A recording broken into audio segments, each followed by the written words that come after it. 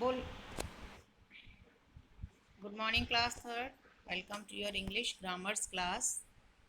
We were on chapter number 7, subject verb agreement.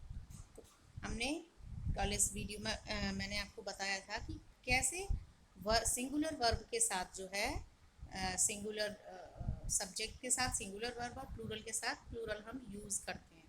ठीक है, तो कुछ लेकिन इसके बाद भी कुछ इनकी रूल्स हैं, वो मैं आपको बताती हूँ। देखिए, जैसे टू और more singular join subject joint by and. ठीक है, यानी कि दो या दो से ज़्यादा सिंगुलर सब्जेक्ट वो एंड करके जॉइन किए गए हैं। जैसे देखिए, Ram and Lakshman, gold and silver.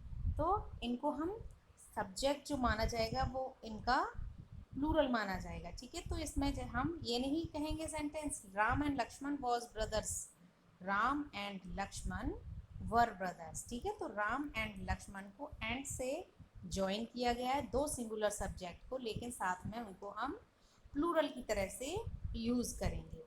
Gold and silver are costly metals, है ना। कितने मेटल हो गए? दो हो गए ना, तो दोनों को हमने एंड के साथ ज्वाइन किया है।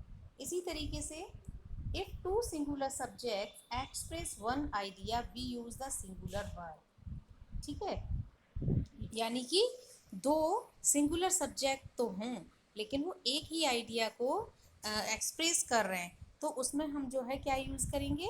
केवल सिंगुलर वर्ब यूज़ करेंगे। जैसे bread and butter my favourite food. तो ब्रेड एंड बटर क्या है? उसने केवल एक ही चीज़, फूड्स होता तो यहाँ पर आर होता। जैसे यहाँ पर ब्रदर होता तो यहाँ इज होता, यहाँ ब्रदर्स आया है ना, इसलिए food and bread and butter is my favourite food, कि ब्रेड और बटर मेरा फेवरेट खाना है, तो यहाँ पर इज इसलिए यूज़ किया है। Time and time waits for no man, यानी कि टाइम और टाइड जो है वो किसी के लिए वेट नहीं करते, दोनों का आइडिया एक ही एक्सप्रेस हो रहा है, इसलिए यहाँ पर इनको सिंगुलर की तरह से वेट्स लगाया है। ये वेट्स का मतलब सिंगुलर, अगर प्लूरल होता तो यहाँ पर हम वेट यूज करते। If the two singular nouns refers to the same person we use a singular noun। जैसे देखिए, the novelist and poet is dead, यानी कि नोवलिस्ट भी था वो और एक पोइट भी था, लेकिन था तो वो एक सिंगल पर्सन, यानी कि इज डेड। तो एक था ना, तो इसलिए यहाँ पर इज लगाया है। अगर यहाँ होता the novelist and the poet तो यहाँ पर क्या लगाते? हम आर लगाते। ठीक है, जैसे my friend and guide is here. My friend, वो उसका फ्रेंड भी है और गाइड भी है, तो उसके लिए केवल, लेकिन वो है तो केवल एक सिंगल पर्सन ही, तो यहाँ पर singular noun singular verb use किया है। ऐसे ही when two nouns are joined by with or as well as the verb agrees with the first noun। अगर दो नाउन को with के साथ या as well as के साथ जोड़ा गया है, ज्वाइन किया गया है, तो वर्ब किसको एग्री करेगी? फर्स्ट जो नाउन है ना, पहला जो नाउन है।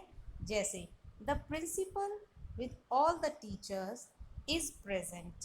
यहाँ पर देखिए, प्रिंसिपल और टीचर्स दो नाउन है ना, लेकिन हमने अभी पढ़ा था कि जहाँ पर विद से उनको ज्वाइन किया गया हो या एज वेल एज से, तो विद से ज्वाइन किया है ना इनको, प्रिंसिपल ऑल द टीचर्स, दो नाउन है यहाँ पर, लेकिन हमने पहले वाले के साथ एग्री किया है वर्ब ने, इसलिए यहाँ पर इज आया है। ठीक है, अगर यहाँ होता the teacher all the teachers and the principal, है ना, तो यहाँ पर क्या आता? आर आता, क्योंकि पहला वाला जो हमारा सब्जेक्ट है वो प्लूरल होता, पहला वाला जो नाउन था वो हमारा प्लूरल होता, तो हम प्लूरल के साथ जाते। Mayor as well as his officials were present. Mayor और ऑफिशियल दो नाउन है यहाँ पर, लेकिन पहला नाउन जो है वो सिंगुलर है, ऑफिशियल्स प्लूरल है, इसलिए हम पहले वाले नाउन के साथ, क्योंकि एज वेल एज से जोड़ा गया है। English as well as Hindi was taught here, taught that, यानी कि इंग्लिश और हिंदी दो नाउन है यहाँ पर, लेकिन पहला नाउन क्या है? सिंगुलर है तो दूसरा भी सिंगुलर, लेकिन हम पहले वाले के साथ जाना प्रेफर करेंगे। ईच और every is follow by a singular verb. Each का और जहाँ पर एवरी का यूज होता है, तो वहाँ पर सिंगुलर वर्ब होती है हमेशा। जैसे each of the boys was present, है ना, ईच ऑफ द बॉय, हर एक लड़का, तो यहाँ पर बॉयज नहीं देखेंगे हम, ईच देखेंगे कि ईच ऑफ द यानी कि प्रत्येक के लिए इस्तेमाल किया गया, इसलिए वाज लगाएंगे या इज लगाएंगे, ठीक है। Every man and woman is to die one day, हर, ठीक है, एवरी मैन एंड वुमन यानी कि हर औरत और आदमी, इसलिए यहाँ पर इज का यूज किया गया क्योंकि यहाँ पर एवरी आया है ना सेंटेंस में, इसलिए। If two subjects are joined by or nor the verb agrees with the subject near it, अगर नॉर और आते हैं ना वाक्य में, तो सब्जेक्ट वर्ब किसके साथ एग्री करेगा, जो सब्जेक्ट उसके नियर होगा। जैसे आइदर ही और I am to clean the room, देखिए आइदर के बाद ही आया है और आई, तो और कहाँ आया है, आई के पास, इसलिए हम आई से पहले और आया है, एम, आई के साथ एम यूज़ करेंगे, ही के साथ इज नहीं यूज़ करेंगे, आई के साथ एम, क्योंकि और के नियर में क्या आया है, आई आया है। जैसे neither Ram nor Shyam is responsible for it, ऐसे ही यहाँ पर नॉर आया है तो हम इसको प्रेफरेंस देंगे सिंगुलर नाउन को, ठीक है। अब जैसे a collective noun expressing a collective noun expressing the idea of oneness takes a singular verb. The crowd was angry, देखो crowd का मतलब क्या होता है, group of people, लेकिन जब हम crowd बोल रहे हैं तो it means हम उसको एक singular noun मान के चल रहे हैं, collective noun तो है लेकिन singular है, ठीक है। The crowd was angry. The 5 rupees is not a big sum, 5 rupees क्या है, पैसों का कलेक्शन है,